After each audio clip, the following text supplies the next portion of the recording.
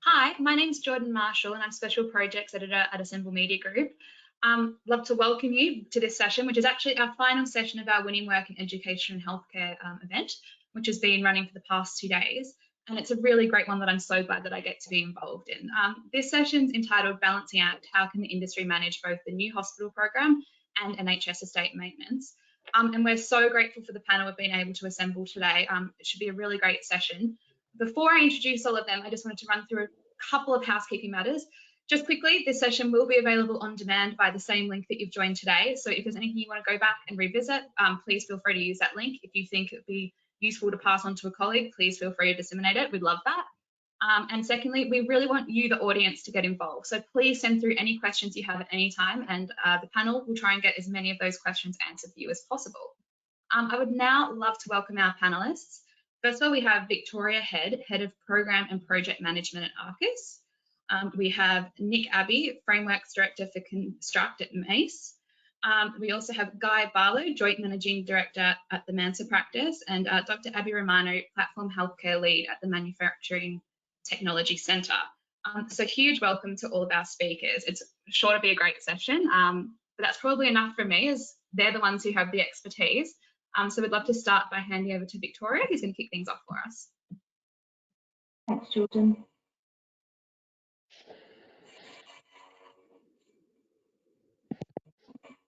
Hopefully you can all see my screen. Yep, that's perfect. Great. So as Jordan said, the title is to how can we manage both the new hospital programme and backlog maintenance, and maybe a discussion we've had with many of our clients over the period. And in bringing this together and thinking about that question, I found some quite useful information from NHS providers, NHS Confed and King's Fund. And so that's a question we're asking ourselves as people working within the industry, but actually the NHS is asking itself that same question as well. And this graph as to, the government has the government appropriately divided capital between day-to-day and the national programme of the 40 new hospitals.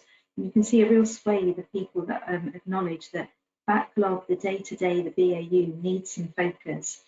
And in thinking about the question then, are we really concentrating on the big part of NHP because it's got a good brand, it's set itself up to deliver these big hospitals, when actually spending within the NHS and within our BAU is still a very significant part of where our work will come from, and therefore how do we respond? And I think Guy's going to cover actually some of the, the NHP is actually a very small percentage of where the funding comes from. And this is a quote that came from a CFO in a trust, and said that the focus has become too narrow on just new hospitals, and it needs to be around creating an infrastructure plan that's connecting and providing a sustainable future. And I think the connection between backlog maintenance and the development infrastructure plans can create a much more sustainable future for the NHS. This was interesting from the King's Fund as to actually where money is being spent, and it's a very small proportion that's coming into the hospital building programme. And you can see where COVID hit us back in 2021, that significant spending being put into community diagnostic surgical hubs that will tackle a lot of the backlog maintenance, and then the hospital upgrade programme, which is our BAU, as we say. And so that's where I think there's real connections that can be made around who is best placed to be responding to backlog maintenance. How do we create responses to backlog maintenance that can support a more sustainable way to manage the estate going forward? We're hearing a lot coming from the new hospital programme around standardisation, adaptability, flexibility. I think all of those principles can be applied to backlog maintenance as well, so that we can better manage that going forward. And unsurprisingly, the severity of backlog maintenance has significantly grown over the period, and you can see just the growth in the red areas is significant. This is an area that isn't going away. The new hospital programme will not solve all of this backlog maintenance. There is still huge swathes of investment needed to be able to eradicate this backlog maintenance and to allow the NHS estate to be managed and maintained in a much more sustainable way going forward. And in bringing these last couple of slides together, I was thinking about what the NHS is really, and the anchor is quite significant actually. I think the NHS can be the anchor organisation that starts to see those changes. So on the left there, these are the kind of headlines of snippets of things that we're hearing. So Build Back Better from our current government, or previous government I should say. New hospitals programme set up as a managing successful programme establishment. The construction playbook being at the front of how we all need to operate going forward. Collaboration and alliancing being how we need to behave and how the tools and contracts that we use need to be in place, and thinking about how digital enablers can be used to bring sustainability. And then those headlines on the right hand side. So currently 9.2 billion backlog maintenance, absolutely crazy numbers. Yet we've got globally healthcare is rising, the spending spending is rising at circa 5% year-on-year growth. But are we really seeing then that year-on-year growth in spending reflected in how the buildings are being maintained? And I don't think that connection is there at the moment. And here it is, at about 6% of the health and social care budget is allocated to capital investments. There's been a movement via NHS Confed and NHS providers to say that needs to increase nearer to 8.4 to 9.4% of the budget being allocated to capital investment to tackle the backlog maintenance from what's left when the new hospital programme concludes. And I think our role in all of this is about us challenging the norm.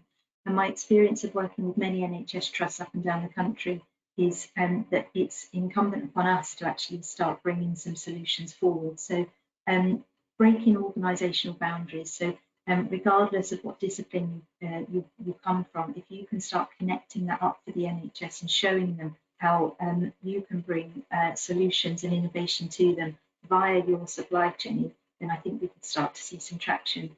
Challenging the norm. So if we're working with a client that's constantly thinking about things in very piecemeal ways, do we not need to put some challenge back to them about thinking about things in a much more controlled and manner that allows us to look at how we can get some standardisation, some flexibility coming through.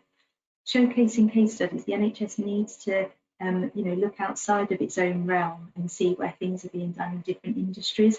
I think Abby might bring some of that through, and where we can learn, and the NHS can learn from other industries who have faced similar huge swathes of backlog.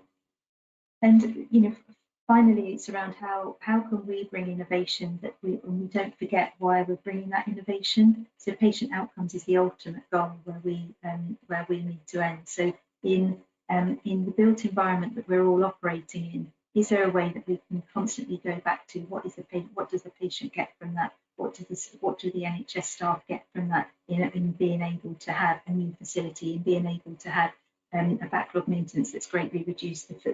The environment is enhanced from it. So thinking about that patient outcome and thinking about that social value that we can lead will be hugely important as we move forward. So a little teaser, I think, to start us off with, and then to lead to the rest of the panel. Thank you so much, Victoria. That was a great overview to start things off for us. We did actually have a question come in that I might just pop to you now, just because I think while we're fresh on the topic, it's the perfect time. They spoke about breaking down organisational boundaries. And we've had a question come in as, do you sort of have any suggestions on a practical level about how firms can, in practice go about doing it? I guess traditionally construction hasn't been necessarily great at breaking down those, those traditional boundaries. So any advice you can have for firms? I get asked this question quite a lot, and a bit of challenge also from NHS trusts I'm working with, where think about things in quite a traditional way. We don't need to bring a contractor on for quite a while, and why do we need an integrated design team, etc., etc.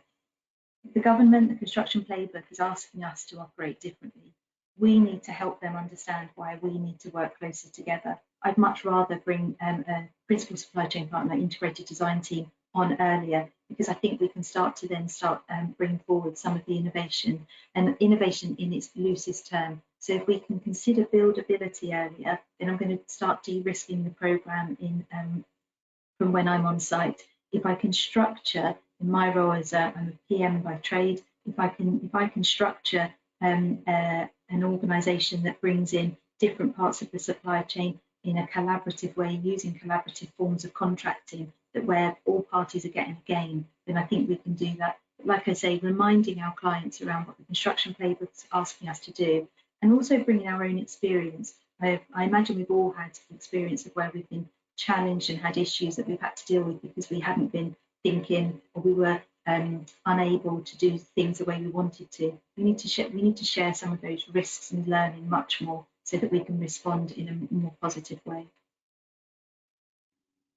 Brilliant. Thank you so much. What a great way to start things off. Next, I'm just going to ask Guy if you could pop your camera on and turn your mic on and come and join us. Wonderful. We're going to hand over to Guy next. Can you see my screen? That's perfect. Thank you. Super. So I'll get moving. Just thank Victoria for that brilliant intro to I think what I'm about to say. I'm sure the others as well. Really useful background. I'm just going to lightly touch us firstly on the NHP program, which is set out. It's all fairly coherently already. We're looking at standardization, common components and commodities, and by that from the brief all the way through the design, component standards delivered, really focusing on modern methods of construction, so particularly off-site. And early procurement, as I think Victoria was just alluding to there, that's a very important part of the stall. It's the way a lot of the industry is heading. 40 hospitals is what they're looking to deliver. That map there illustrates where they're intended to be. And one thing that I just want to highlight is that even that is probably under 10% of the NHS estate. So there's an awful lot left to upgrade and go through. And I think the amount of backlog maintenance that's been highlighted is an important issue. The next thing I want to do is just sort of contemporary issues that we're all dealing with. So service delivery, certainly on the acute side of the more specialist centres are getting more and more focused. There's opportunities as well where things that are currently in acute settings could move elsewhere. There's lots of current discussions about more non-acute setting going to sort of primary healthcare hubs or actually into towns where it's easier for people to access, which starts to change the dynamic of the acute setting. Sustainability, net carbon zero, and that's obviously coming up, and so we need to think clearly how we're going to deal with that for the existing estate or replacing it. The current economic environment where tendering is very difficult, getting prices is difficult, where early engagement is becoming more and more vital. The likes of the energy crisis, which actually might impact individuals' capacity to be able to travel further. So how are we going to deal with that? Post-pandemic, obviously we're starting to forget about it now, but that had some very interesting outcomes, particularly sort of the virtual world, which I'll come back to in a minute as well. Politics is always a difficult one to deal with if you're trying to rationalise an estate. Trying to get rid of a hospital locally tends to get fairly large well, funding as well. We need a lot of funding to keep all that going, and it's still hard to come by in the right places, is what we're seeing at the moment. So what I was going to move on to is I haven't got the answer, but starting to think about that remaining estate and what can we do. The NHP model provides some ideas about how to approach it, but I think these need to be combined with others. So we need to look to rationalise that estate. In my view, you've got some buildings that are still Victorian in age and being used. They're totally inappropriate in all facets: the size, height, how well they can be maintained, and really they shouldn't be on the estate at all. I think is the honest answer if you want to achieve that sustainable future going forward. So this was just a series of options that we had developed for a site. Bits in purple on the left-hand side is the existing estate, which also had listed buildings in it, all the way through to those on the right, and there's a whole series of development options to completely rationalise the estate. In the bits in orange, actually listed buildings were proposed to remove from the estate entirely and replace and update it. Combined with that, going on in the background, had a lot of dialogue with clients about virtual healthcare. We've published an article on this recently, that this does offer the opportunity to particularly reduce outpatient areas, but then it also means that the estate needs to be reviewed, how it operates, how that virtual healthcare is provided. And these were some concepts that we started to enhance and support that. But again, that helps us potentially rationalise the estate. Build less is the most economic way of doing it, getting rid of that old uneconomic estate to use. So what we're trying to do, we're trying to create a modern, adaptable, flexible estate, very similar to the NHP, which I think Victoria was alluding to earlier. and that sustainability is trying to target net carbon zero. So this is a scheme that we've produced that is net carbon zero if it gets delivered. It's a GP primary care hub, which also includes various diagnostics in it, which would mean that you need less than the healthcare setting, but it's closer to those who actually need it. So it can have more than one facet to it. The buildings need to be adaptable. They need to be the right floor plate, need to be the right size, the right height. Clinically, the models of care are evolving all the time, and therefore we need to make sure the buildings can be easily adapted and responsive. What you don't want to be doing is knocking down and starting again. And so last but by no means least, from what I was going to is alternative building types and thoughts and challenges. This is a concept we did for hospital healthcare hotel, and the idea is there that you build a hotel on site. It can be used to visit patients. You can use it for patients who are going pre-op the night before. You could use it as a step-down facility, and it can be flexed and used as part of the overall concept of the hospital, but it can be provided by a private provider. It can give them flexibility and adaptability, so you don't actually have to build and run very expensive accommodation within the hospital sites themselves. The issue is that getting private sector involvement is very, very difficult, and legislation would have to change to allow that, but this would also help the funding, in our view, and be able to think about how the estate can be developed in the future. And I think that public-private partnership, even through to education as well, educational facilities and universities could bring in. There's probably a wider dialogue, which I suppose goes back to that innovation point that was being raised at the end of Victoria's commentary earlier. So I'll leave you with that. That's a few thoughts about how we think the existing estate should and could be consolidated. Thank you so much, Guy. We've actually had another question come in that I'll just pop to you while I have you, just because it's probably most pertinent at the moment.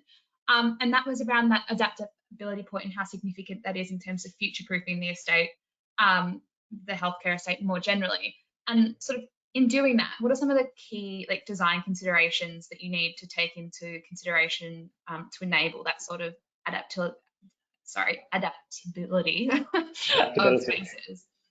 Yes, thank you. At a very basic level, it needs to be the right proportions. So that's the right floor grid, the right floor-to-floor heights, which will enable you to have a variety of different uses. So the NHP is focused on a whole series of room types that are very common and used a lot across hospitals throughout the country. And they, if you have a correct grid, they can easily be adapted and changed from one to another. So that is the absolute critical emphasis. And then it's also making the construction simple enough to be adapted and adaptable. Brilliant, thank you so much. That was a really insightful presentation. Can't wait to get into more of it during the Q&A. Next, we're going to hear from Nick. So Nick, if you are happy to turn your camera on, and I'll leave it to you. Good afternoon, everybody. I'd just like to start by apologising. I don't actually have a slide deck. I am a late stand-in today for a colleague of mine who unfortunately couldn't make it to be here with you today. Before we start, I think it's probably worth just name checking the fact that we all agree that the NHS is a wide and vast portfolio, from old Victorian buildings through to modern iconic structures. The way that we approach maintenance and new build from a construction perspective is kind of the same thing. Whilst they require different techniques and they require different solutions, how we actually deliver, when we're actually looking at what we need to do as a contracting supply chain, we need to aggregate, and we need to plan better, and we need to look at what we can do. What we need to do, though, isn't a revolution, it's an innovation of where we are already. Within the NHS, they already have the procure frameworks that are in place that can allow contractors and supply chains to work together, to share IP, to share knowledge, and to be able to help each other to actually respond to the requirements and the needs that the NHS have. Whilst that you could kind of say is like a business as usual approach, when you start to increase that and add to the addition of it the new hospital programme and the requirements and demands that they're going to have to bring on us, what we need to do is we need to think a little bit smarter, and we need to think a little bit cleverer. I mean, we're quite lucky here at Mace. Well, our consultancy business is already working quite a lot with the NHS, helping to develop their strategies. And to be fair, as a contractor, we're a relatively new entry into this market. So what we're looking to do really is take, and the NHS needs to take some of the skills that we use to develop for other clients, both in the private and public sector, and bring those skill sets across into the NHS. You know, the people that have come before, you know, Guy talked about there, you know, in terms of the net zero carbon approach, the modern method of construction approach. Actually, it's not a modern construction approach, it's an off-site approach. If we're really going to be able to address the backlog, what we need to do is we need to address the ways that we construct. We need to work with our architects, we need to work with our clients. This really is a plea from me more than anything. Help us to help you. Let us get involved early. Let us use what I call the wisdom of the hands, the knowledge of the people that are actually having to build things, to help design things, and to help work with the clinicians to actually give them the facilities that they need. I mean, how can we do that? It's all about sharing IP. The days of people working on their own in silos is gone. The government launched the playbook. The playbook sets out that we should all be working together. You know, I'm quite lucky to be on the board at MWD Healthcare, which is a joint venture between ourselves and Wilmot Dixon, where actually what we're trying to do is take the size and scale of our businesses, work together to respond to the NHS. And if we can all do that, if all the contractors can come together, work together, like you see is happening under the alliance contracts with the MOJ, where different people are taking different responsibilities for different parts of a building to actually give the NHS something that is faster, better, greener. The only way that we'll actually be able to work is using collaborative working groups, but it's not just us. To actually be able to respond to the maintenance and to be able to respond to the requirements of the new hospital programme, main contractors and consultants are not the final answer. What we need to do is we need to build capacity within the supply chain. And to do that, what the supply chain need is they need to know what is coming. They need to understand when projects are coming, how they're coming, and that so that they can plan, not just plan resources, but plan the training of future generations. At the moment, there is a huge skill shortage across the UK, and it's only getting worse. As the larger and larger infrastructure projects come on board with the government's support of HS2, talking about the nuclear programme, you've got the hospital programme, we're all drawing from the same pool of resources. So we need to get better working together to actually train people to be able to deliver on the requirements that we've got.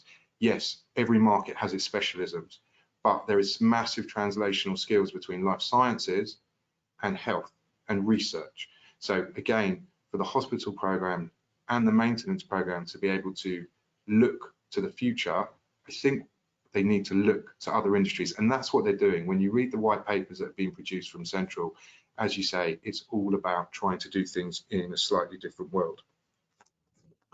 You know, what we need to do is look to how we're going to redefine the boundaries of ambition, for want of a better phrase. And as I said, for me, really, it's doing things together, sharing collateral and sharing pipeline. Thank you. Thank you so much there, Nick. I actually have had a question come in for you on that collaboration point, and essentially asking, you know, what are the most significant barriers to that happening, and you know, how do you overcome those?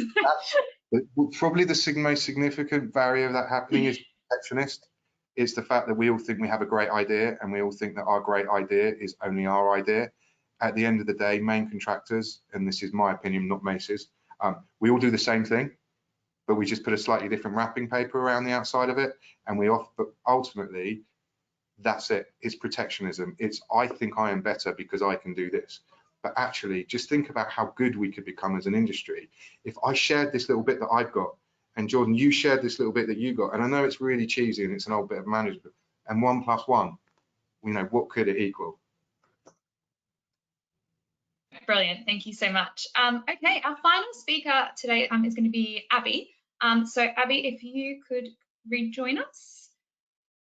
Perfect, and I will hand over to you. Perfect. Thank you. Can you see my screen okay? Yeah, that's perfect. Okay, brilliant. So hi everyone, my name is Dr. Abby Romano. I'm the Platform Healthcare Lead here at the MDC, Manufacturing Technology Centre. So the first thing you might be thinking is, who are they? The MTC was established in 2010 as an independent research and technology organisation with the objective of bridging the gap between academia and industry, often referred to as the valley of death, or potentially the bridge of opportunity, to look at how we can develop and move technology forward. So in response to understanding how do we tackle the balancing act, I come from the MTC's perspective of what can be done for the current estates, but then also how can we utilise that in the new hospitals programme too. So with the current estates, there's a clear need for a new methodology to prioritise the maintenance requirements of the current estates that we have. And this is done on a performance-based methodology, so such as looking at non-destructive evaluation methods. That's done on performance, as I said, rather than just the age of the structure. And in addition to this, we need to look at understanding a mechanism to compare these requirements and validate them to compete at scale. So we need to be able to understand what the problems with the buildings are and where, and how we can solve them on a wide scale to make sure that we're able to keep up with the demand that's required for the maintenance of the current estate. Additionally, we need to align and make sure that the solutions that we're finding for the current estate are fit for purpose, and they are going to extend the service life sufficiently to where we want it to be, and we can be in control of that, rather than just a plaster or a quick fix solution. And secondly, it would be looking at the digitalisation of all aspects of retrofitted assets, and ensuring that even on the current estates, we're able to make data-led decision-making processes, and embedding those as part of the retrofit activities that take place, so that even as we add or repair new elements to the current estate, we're able to then continue with these data-led decisions even after that initial maintenance has taken place. So when we look at the new hospitals programme, we need to look at an upfront investment into the design stage. We want to create a product platform, leverage a kit of parts and a product platform rulebook type approach to create solutions with components and products that we can utilise on multiple project delivery. So design once, deliver many. As I said before, utilising a kit of part approach that can be utilised across several different assets, and that can be configured to be complementary to those different projects, but have the core assets that have been designed in this rulebook style. And we're, as I said before, able to have these complementary and customizable elements, but the core design basis is fixed. A key solution to doing this would be a manufacturing approach for construction that will support both the maintenance of estates and achieve the NHS aims, and deliver core sector requirements, so including increased productivity, reduced time on site for faster delivery, improved costs, improved safety, improved whole life emissions, and most importantly, a high quality output. So how are we doing this at the MCC? So we have, as part of the Construction Innovation Hub, we have the outdoor sandpits. So we're physically delivering 2 buildings using a platform approach. Most predominantly for this seminar, we'll be focusing on the healthcare one that looks at challenging and streamlining construction processes by establishing product development and assurance processes ahead of the build stage, providing a way to de-risk conceptual decision making. So that's taking, putting the ideas out there and the technology out there, but it's a risk-free space to develop those ideas and improve it. We're able to demonstrate and integrate the supply chain and deliver the best outcomes, and integrate different systems that come from multiple suppliers and develop methods of complementary installation techniques. So all the way from design, manufacture and on-site build. So what does this look like? So here we have a general arrangement. We're innovating via PDFMA, so platform designed for manufacture and assembly, in 3 key areas. So that's in the corridor, in room, through wall and in the main room. we're utilising MTC and BMI roof cassettes, which are modularised roof cassettes, modularised and fully flexible partition wall systems. We're demonstrating alignment to a new way of designing a healthcare setting. So this is utilising the UCL interventional therapy suite context. We have PCE using a concrete frame structure, which utilises a new type of reinforcement, which is laser cut reinforcement, which we feature in columns, beams, and pile caps. So what I'm just trying to amplify with this is that we have lots of different consultants that we're utilising, not only in design but also coming through all the way through to like a physical manifestation. And I suppose from the general arrangement, I wanted to show what does this look like. So we have a physical space where these new technologies that may be implemented into the current estates or put into the new hospitals programme can be de-risked, and this is a sandpit to be able to utilise those technologies in and develop them even further. So what I've mentioned before is that we have been able to utilise a platform approach, and what is the benefit of doing this? So you're able to certify products, so you're able to set a standard of quality for understanding what you're going to get, how it's going to look, how long it's going to last. You're able, as you're creating a rule book, and you're designing these this kit of parts ahead of time, you're able to make material efficiencies, which drives towards some of the net zero goals that were mentioned previously. You have a consistent quality. These solutions are produced in a controlled off-site manufacturing environment rather than an on-site environment, so you can ensure the quality is there. There's a transparent pipeline of demand. I know that was mentioned before by Nick, so you're understanding what you're going to get, how you're going to get it, and how long that's going to take. And you're also able to benefit from the economies of scale for these products.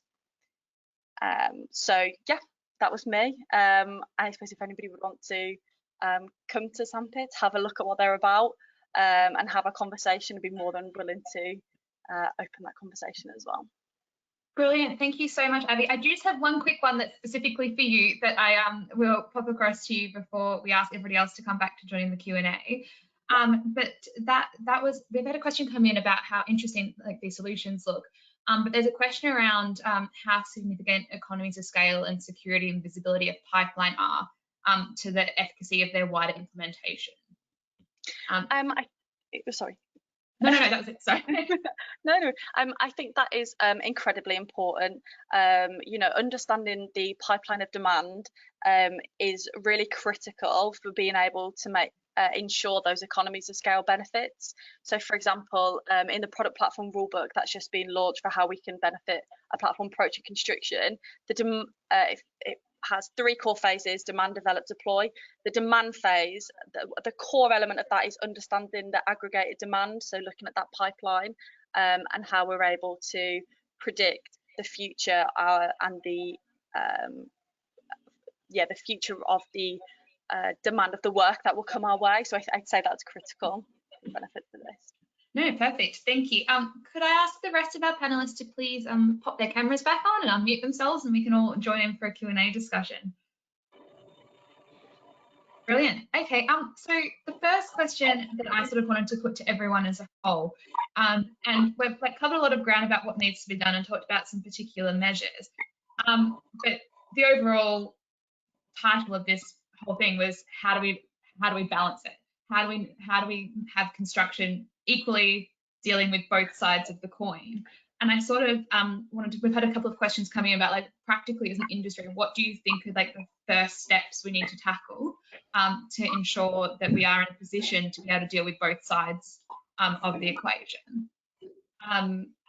Anyone particularly wants to go first? Otherwise, I'll pick on someone. More fun if you pick on one of us, I think. All right. Maybe Victoria, you sort of had a good overview earlier. So. I think that we've got to stop thinking in silos, haven't we? So we're thinking that we need to disconnect between what the new hospital programme is doing and then the BAU backlog maintenance. so that there's a way that we can bring forward how we can work together. And that was about connecting our supply chains and bringing responses to the NHS that allows them to see that both sides of that can be delivered. It's also incumbent upon us to ensure that we are being grown up, and Nick alluded to this with the JV that Mace have entered into, but who's the best athlete to be doing some of this?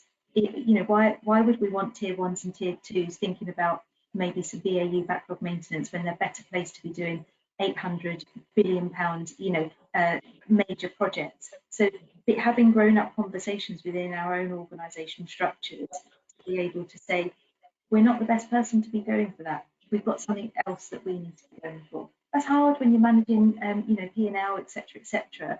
But if we start connecting the industry up in that way and we're talking about it, we've got a fighting chance of being successful in where we want to go as individual organisations. Victoria, do you not think though it's partly linked to the fact that you've got two types of maintenance? You've got planned maintenance and reactive maintenance, and I think that, you know, when you've got plans, what would be great is to understand what those plans are, so that we can actually work it out. Because part of the problem we suffer as an industry is peaks and troughs, and you know, reactive is what it is. Unfortunately, something happens, you need to deal with it. And I think, you know, a lot of the estates have FM providers and they have partnerships that actually allow them to respond to that. But if you're looking, when we talk about maintenance in terms of potentially refurbishing a small ward that needs to be brought back, you know, to modern states, you know, people, the trusts know when they know they need to do this. So if you know, part of the issue and part of the thing that the playbook asks you to do is tell people about it. But there's in the public estate, because they're never quite sure if they're going to get funding, there's a nervousness to actually share what their plans are going to be. And then things get dropped at the last minute saying, can you go and do this? And then people wonder why we might not be able to deal with it. And I also think, Nick, then we lose the ability to bring innovation if we're only ever looking at what's right in front of us instead of the much wider plan that could be around, is it just a ward refurbishment, or is there a system of planned things that need to be happening? First of all, that's more interesting to all of us. Secondly, we may be able to do it differently, we might be able to do it more efficiently, and we can't always, as you say, be able to see that because of the funding and where it's coming from. But also, if you link it back to the fact that the large hospital programs are on long gestation, it's going to take a while to bring them from where they are to pick up, you know, and then, you know, Abbey and MTC with what they're doing in terms of the platform approach and the parts solution, actually, when you've got smaller jobs, it's quicker to bring them to site. So rather, what we can do is dovetail the two things together and actually trial some of these things. You know, some of the platform approaches that we've taken, our high-rise resi solution, we're on product 8. We've only built 3 buildings, but we're on product 8 because we're constantly changing and learning from how things go together. So why not actually use some of the ideas from the MTC? The guy can go and design for us, run them in part of the maintenance program, and have a tried and tested and oven-baked solution to push into the hospital program. Bring everything together. Sorry, Nick, I was interrupting. There's one person around the table that we should be, and that's the client team, because ultimately, you know, they're having a state strategy going forward, ideally with a claim estate for 5 years. So they've got hopefully a fairly clear idea of what they're going to need, how they can rationalise. I think, you know, from my point of view, we need to input with the likes of ARCUS, the healthcare planning, you know, how can we do things more efficiently at their point? Because actually, they need to build something that is the most efficient thing. It might sound totally counterintuitive, but that actually is the best way forward in terms of making a sustainable estate. Then, if you've got that pipeline, you can see that pipeline, you can influence it, then you can start about how and what's the best way of delivering it. I mean, what I was really pleased to see with MTC is actually it's a concrete solution, dare I say it. But that, in terms of what I was saying, is a flat slab. That is a really adaptable baseline, but going forward, we can use and reuse again without actually wasting further materials. You go through, you know, through the design process and the natural evolution of healthcare, what it's going to demand, and how we have to change those facilities. So I do think, yeah, it's what are we delivering? It's like turning it on its head and actually deliver what we really need. Probably slightly taking us off path, but I think that's a really important message to get over. Yeah, I completely agree. I suppose for me, my first thoughts to what I suppose what's been said in the question is, how do we look at the interoperability between the current maintenance plans in the trust and the hospitals, and then also the products that are being utilised in the new hospitals programme? You know, could we create a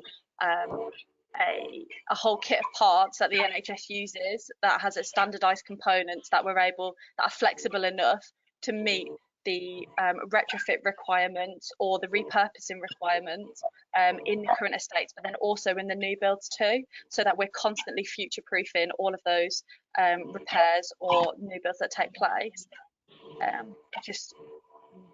Yeah, and I think it's the scale of those standards as well. A component can be an IPS unit against a wall, complete with sink or other bits and pieces. It doesn't have to be, ironically, a brick is a standard component. Okay, yeah. It's not a particularly fast method of modern construction, but it is a standard component. So it's getting that standardized as you can. And also you'll find is from trust to trust, they all have their own in-house different standards. They all have their pet light that they like to use.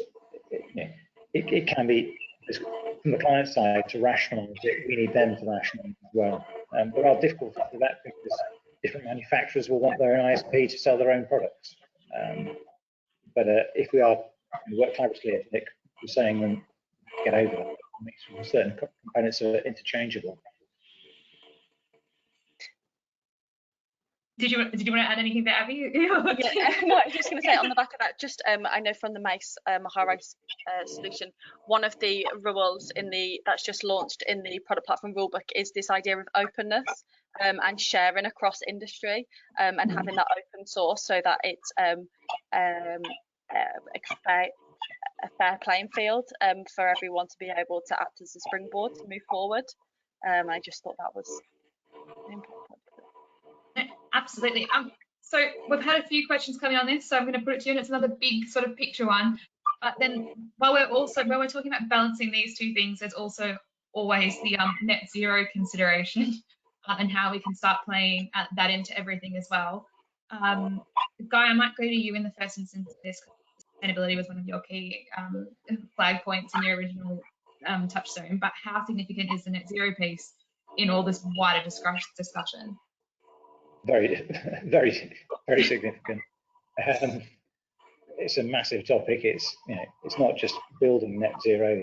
Is it net zero in operation? Actually, what is net zero to start off with? This is a big question in its own right. And if you're talking about the building in its first instance, and you actually want to go through that process, the slide I flicked up, we did a whole series of analysis options, taking it from a pre-MX and all the way down to net zero carbon in operation. And actually that has a pretty profound effect on materials you're choosing, how you're going to construct it. To get to that level, you're almost at a timber frame building in some aspects, and then you have to counterpoint it with renewables. So there's a whole dialogue. To be had, obviously, one of the best things is actually recycling an existing building. That takes a big chunk of carbon out that you're using. So wherever we can do that, so that's what I was going back to in terms of flexible. Actually, the right size floor plate, the right size grid to start off with, made of the right materials, can be adapted, and that's got to be the most sustainable thing going forward. I suppose that's where I'm starting. I'm sure there's plenty of others that others want to talk about as well. I'm sure Nick's coming across it every day. I mean, to be honest, I think the fact that we're, concrete, when it was first invented by the Romans, didn't have this thing called cement in it, and actually now what we're managing to do is actually develop concrete solutions which are chem-free or very low cement, which obviously has a very high carbon content. The fact, when you look at the product that Abby was forward to you, talks about building off site. Well, that fast curing rate that we used to need on site indicates that need.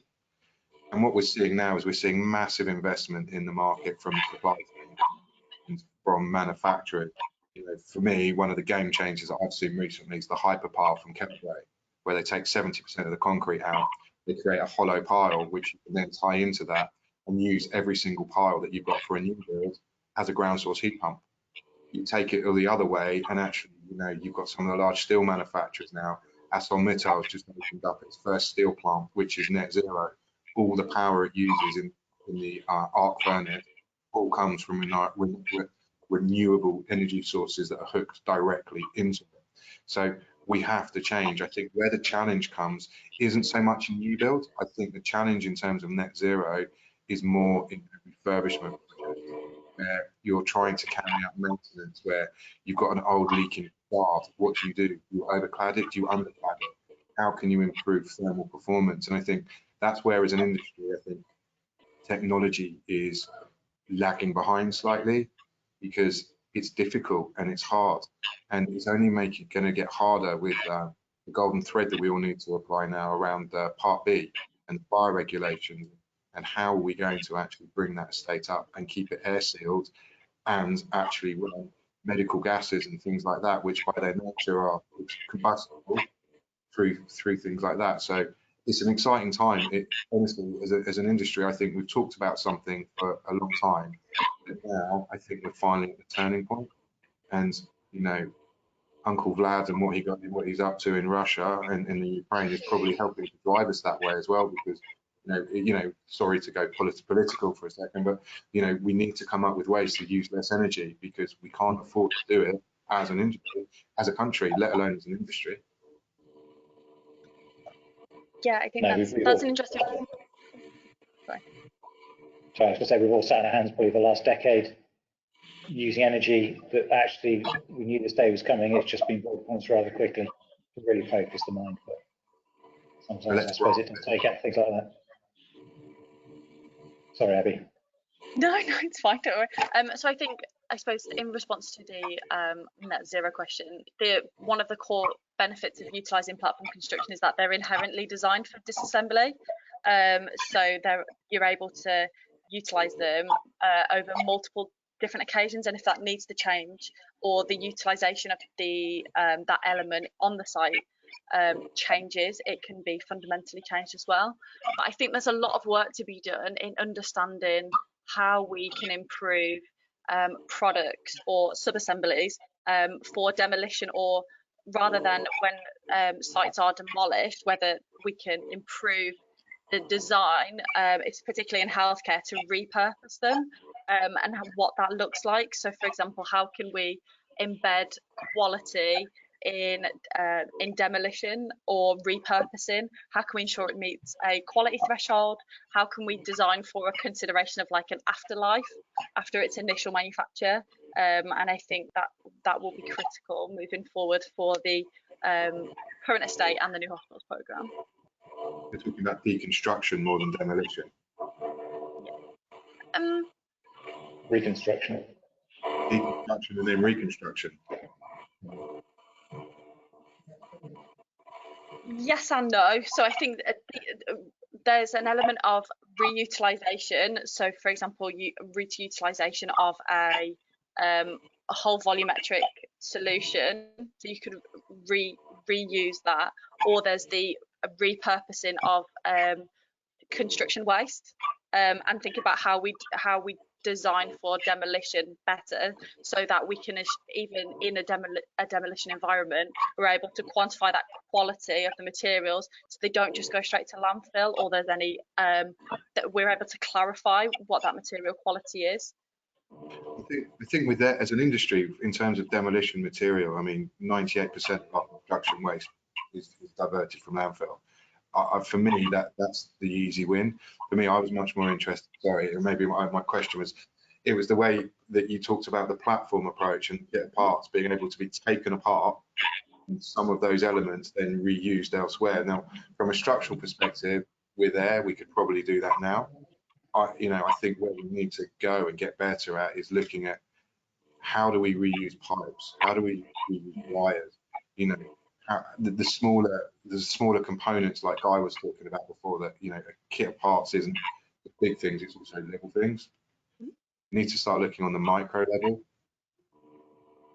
and that's particularly important for the refurbs. Yes. And challenging. And I think, if we're being honest, I don't think we're there yet. No, I say you see the occasional IPS unit that allegedly can be done like that, but not a lot more than that at this stage. We worked with a life sciences client quite recently, and their brief was to reuse as much as possible.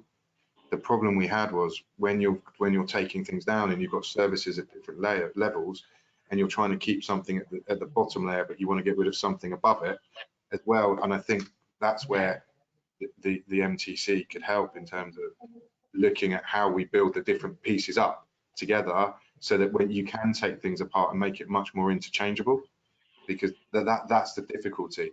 And maybe it's the future, hopefully. Oh, well, Nick, I'm so pleased that you said that, because part of the work that we're also doing in the healthcare sandpit is looking at how do we create predictable and productized MEP solutions and MEP modules, not only for service distribution in corridors. So how do we ensure that we create fully predictable, productionized MEP in the corridor, so that will enable any offshoot into any room, enables that full flexibility, but then you're also able to optimize the design of that MEP module as well. And we're actually involved in that with you. So what's brilliant about that is the way that you've got academia, design, main contracting, and more importantly, supply chain, all working together, chucking lots of different ideas around to try and come up with the answer. The last meeting we had with yourselves a couple of weeks ago was meant to be 2 hours. 3 hours later, everyone's still engaging because it's so interesting. And for those that are on the call, honestly, I am going to do a plug for you, Abby. Sign up. Really interesting. Honestly, it's the fun part of construction.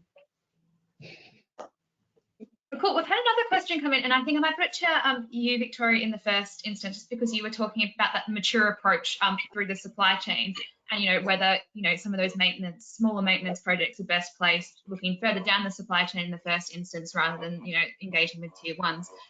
Do you think there's sort of a role for industry to sort of help develop the maturity of that supply chain further down? So we've got a lot of really strong tier one contractors who have experience in this healthcare zone, but how do we go about ensuring there is this maturity in that next tier down for those smaller schemes? There'll definitely be the experience further down the supply chain. The maturity is the interesting bit, because the medical gas guys will be part of the supply chain on any project they've worked on, as well as the guys that are providing the IPS that I mentioned, or from wash hand basins, that they'll be there. The maturity in how they engage will not be there. And the NHP is starting to address that through the alliance framework. So let's bring, the tent's big, let's bring everyone into it, and then start carving up and thinking about how we can work together in either groups of things or in a speciality way. So I have no doubt that the supply chain would respond. It would be probably a different contracting method that they're used to, because of the nature of how we contract broadly at the moment. But there's the experience is there to utilise.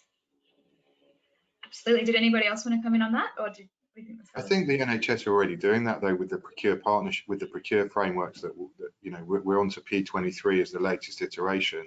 And when you look at how they've set themselves up with their working groups and knowledge share hubs, that you've got the varying different lots and the different bands where different people liaise and support each other.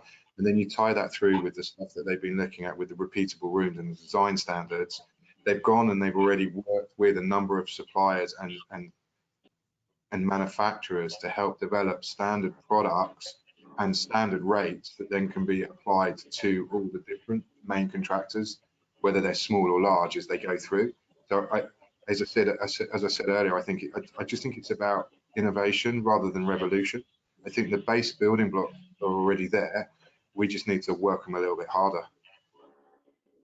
Absolutely. I'm going to try and quickly get through a few more before we run out of time. I've had quite a few questions coming in. Please do get them in if you've got more, and if they're for someone in particular, we'll endeavour our best to get them across to them. But we've had this one come in.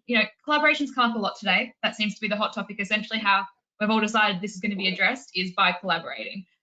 But this one is sort of asking, is there a lack of collaboration on the client side in terms of internally between their own estates and facilities management departments?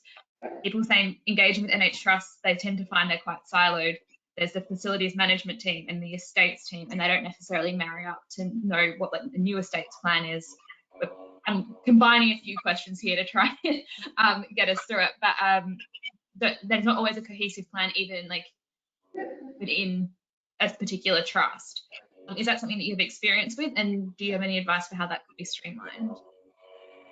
I'd say I've seen it throughout the state on with FM, and Ab nodding as well. So you mentioned earlier about the way that we can connect construction, big projects, FM.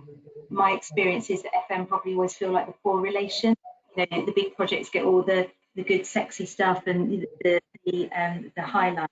And actually, there's something to be said around that. There's, as Nick was saying, around testing some of what we're doing for larger projects in our operational environment that the FM teams are working.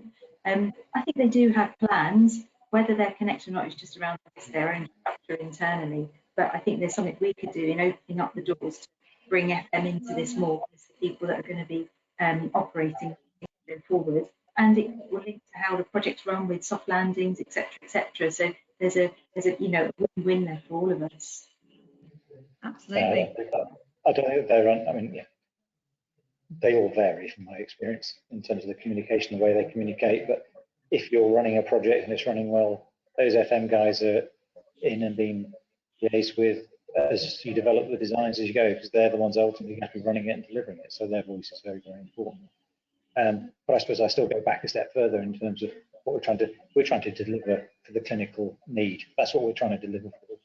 So they're only ultimately reacting to what is the clinical demand. So that's why I think a really useful thing for us is to have a very clear estate strategy, which drives up everything that we're going to be doing. So the NH piece, again, said it's still out fairly carefully and considered. But for the rest of the estates, if the rest of it was as clear as that, I think we'd all be easier to then predict what's coming, how to react to it, etc. But that is difficult in its own right. And again, there are inconsistencies in what the clinical demands will be. Yeah. Did we know the pandemic was going to be around 3 years ago? No. Boy, is that big impact? Yes. So, absolutely. Abby, you were also nodding along there, so I thought you might have something to add. Yeah, I suppose part of that is also for the estates teams to understand the extent of the works that need to be done to their current estate. So that's being able to make those data-led decisions. So making sure that we have those evaluation methods in place in order to make a cohesive and a correct estate retrofit management plan. Because I suppose without having that data, those kind of correct decisions can't necessarily be made. Absolutely. And also them understanding what's available out there. Yeah. See what you guys are actually doing. Let them actually see, oh, that's the future, that's the potential. And they can start being influenced by that and think about, I can bring that to our estate and how to use it. But it is fair to say that any large multi-stakeholder estate, whether it's in the public or private sector, suffers from these problems. You know, it's not just limited to the NHS. For me, it comes down to communication. People need to talk more and share what they know about what's going on, and not just as an industry, but we need to get better at sharing knowledge and lessons learned, and actually being able to take, where there's and flipping it to the NHS, where there's an estate that's done it well, how have they done it well, why has it worked, and how can we share those lessons learned with the other estates to help them become better, and share them with the other, and not just look inside the NHS, the MOJ, the DFE, you could go on. Absolutely. I have plenty more questions here, and I'm sorry to anyone whose questions we didn't get to, but we've rapidly run out of time. And I would love to thank our panel for such an insightful and varied discussion. I think I covered a lot of ground. There's plenty of food for thought for everyone, I'm sure. So if anybody does want to recap, catch up on anything, review anything, the session will be available on demand. Just gives about half an hour to process the video. And you'll be able to grab that via the same link that you've used to register today. Also, feel free to share with your wider teams or anybody else who you think would be interested. As I said, huge thank you to our speakers, specifically on this panel right now, but also everyone who's contributed to our Winning Work in Education and Healthcare series over the past 2 days. It's been a great couple of days, and I've been really lucky to be involved. My last request is to our audience. We have a 60-second survey that will pop up after this session has ended. We'd love to get your feedback. It just helps us put on more sessions like this that are covering the topics that you want to hear about. So that's it from me. Thanks again to our panelists, and goodbye.